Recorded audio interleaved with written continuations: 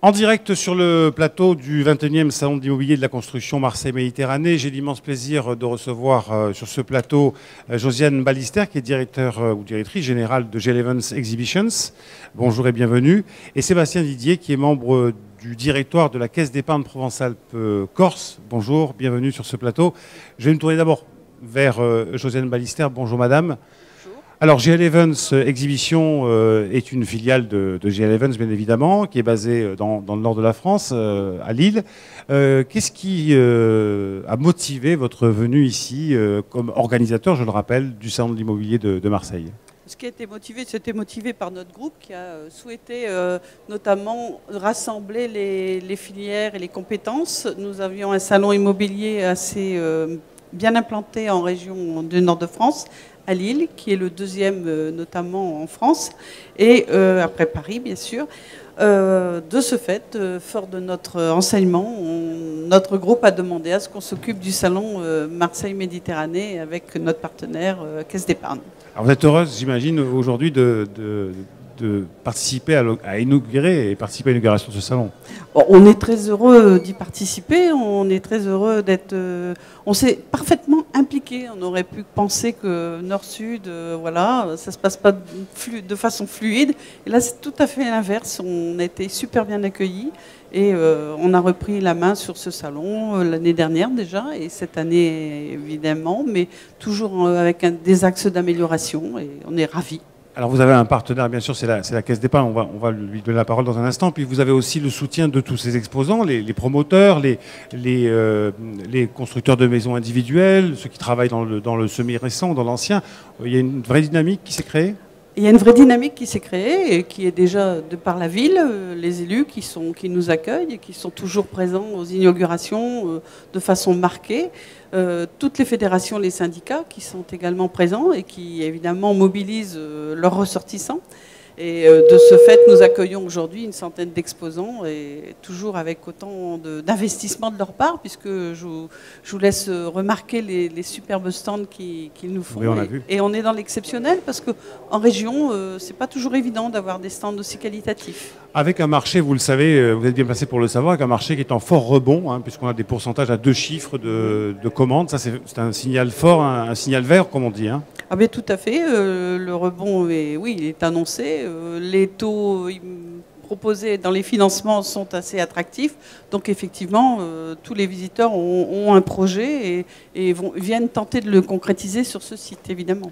Merci à vous, vous du Nord, hein, comme on dit, d'être venu dans le Sud, apporter vos compétences et un transfert de compétences. Mais à Marseille, contrairement à ce qu'on pense, on est tout à fait ouvert à recevoir le savoir-faire et l'expérience des autres. Alors, je vous souhaite la bienvenue et c'est pourtant votre salon. Voilà. Merci beaucoup. Merci beaucoup. Restez avec nous. Sébastien Didier, vous êtes membre du directoire de la Caisse d'épargne Provence-Alpes-Corse, je le disais. Un vrai partenaire historique du salon. Cela fait 21 ans que vous êtes aux côtés du salon de l'immobilier.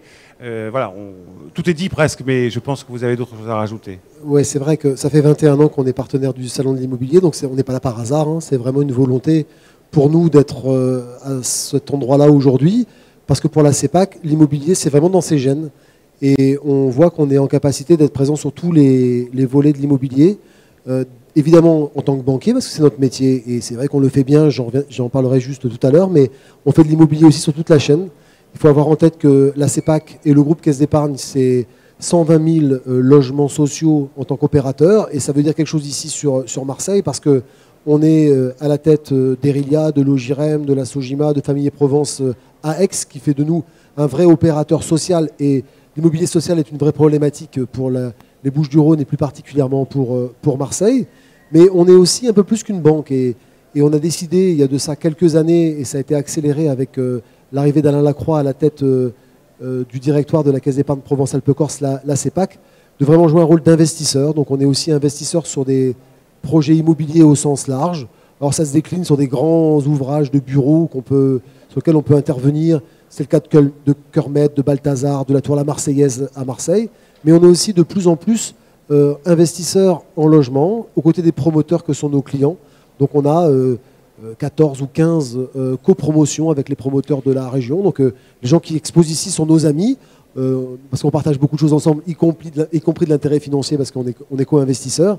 Et c'est quelque chose qui a vocation à perdurer. On considère vraiment qu'un banquier régional comme nous doit absolument avoir une position et une posture un peu différente de ce que font les banquiers nationaux et utiliser une partie de notre capacité d'investissement pour accompagner les projets du territoire. Et c'est ce qu'on fait quasiment tous les jours. Et je parlais du rebond au niveau des commandes. J'avais avec moi, il y a un instant, Stéphane Pérez, qui est président de la FPI, qui soulignait justement le travail fait avec les banques, qui bien sûr sont là pour financer les projets. Donc c'est j'espère qu'il a le travail de qualité de la CEPAC aussi, mais je pense que le rebond, on le voit, et on le voit d'abord dans les chiffres, hein, vous avez raison.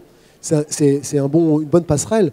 C'est que d'abord, on est banquier aussi. Et cette année, je pense qu'on va atteindre le record en termes de production de crédit immobilier pour la CEPAC. Le record jamais atteint. On va engager 2 milliards d'euros de crédit immobilier à destination de nos clients. Et c'est largement au-dessus de ce qu'on avait pu connaître par le passé. Alors évidemment, il y a un sujet de conjoncture parce que les taux d'intérêt sont bas. On sait tous qu'il y a de la renégociation de prêts de manière importante. Mais il n'y a pas que ça. Il y a aussi une vraie accélération dans l'investissement immobilier. Moi, je le vois tous les jours au niveau des programmes immobiliers qu'on finance. Le rythme de vente l'année dernière était à peu près en moyenne de 1 vente par mois, ce qui est très faible. Là, on est en train d'atteindre 6 ventes par mois en moyenne sur les programmes immobiliers que la CEPAC finance. Et c'est plutôt une très bonne chose. Ça veut dire aussi que le marché est bien orienté. Sachant qu'à Marseille, et vous le savez, on a un marché qui est complètement atypique. On a un marché qui est soit très haut de gamme, on a une présence potentielle très forte sur des projets haut de gamme. On était copromoteur à côté de Nexity sur un projet aux Alpes qui s'est très bien vendu, avec des niveaux de prix moyens qui ne sont pas très loin de 10 000 euros. Et après, le reste du marché est plutôt moyenne gamme, voire bas de gamme, avec une vraie prégnance de la primo-accession et de l'accession sociale. Et c'est vrai que ce qu'il faut qu'on arrive à faire ensemble, c'est de développer un marché qui est un marché plus intermédiaire, le marché de la promotion immobilière qui est entre 4 000 et 5 000 euros du mètre carré, qui est plus difficile à Marseille. Mais on y travaille beaucoup et on a l'impression que les choses sont plutôt en train de se repositionner. Et je vous le confirme, le marché est en forte croissance sur 2015. Alors, question que tout le monde se pose, c'est est-ce que ces bons chiffres sont les prémices d'une reprise, d'une véritable reprise? Mais pour poser la question plus simplement, est-ce que la confiance est revenue? Moi, je pense que ces bons chiffres sont aussi liés à un environnement fiscal un peu plus stable. Ils sont liés à une conjoncture de taux d'intérêt qui est rare. Bien sûr, on n'aura pas des niveaux de taux d'intérêt du niveau de ce qu'on connaît aujourd'hui dans les 15 ou 20 ans à venir. Il faut aussi pouvoir saisir l'opportunité. J'espère que la conjoncture économique, qui est le seul gage d'une pérennité sur le marché immobilier, sera au rendez-vous. Parce que si on ne retrouve pas une régularité dans la croissance économique, tous les secteurs de l'économie, y compris l'immobilier, peuvent être volatiles. Mais moi, j'ose espérer qu'on est en train de retrouver une croissance pour les semestres à venir. En tout cas, c'est ce qu'on pense, nous, au niveau de la CEPAC.